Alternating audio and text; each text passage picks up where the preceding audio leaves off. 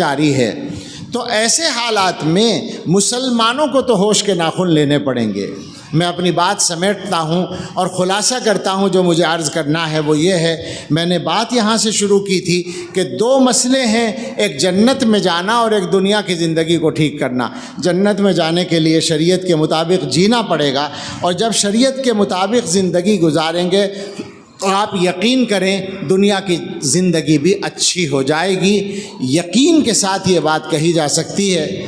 اب ربیع الاول کا مہینہ آ رہا ہے، سیرت کے جلسے ہوں گے اور بہت سارے جلسے ہوں گے، اور جلسے ہو کے خوشیاں منا کے پھر وہ گزر جائے گا ہر سال کی طرح، اور مسلمانوں کے حالات ویسے کے ویسے ہی رہیں گے۔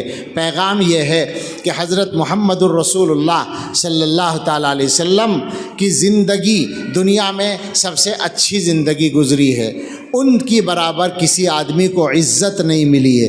مسلمانوں کو اگر اپنے حالات کو ٹھیک کرنا ہے، ایک ہی راستہ ہے، ان کا راستہ اختیار کریں جو سنت کا راستہ ہے، مگر وہ راستہ ملے گا دین سیکھنے سے، وہ راستہ ملے گا علماء سے تعلق رکھنے سے، وہ راستہ ملے گا اپنے مدرسوں کو مضبوط کرنے سے۔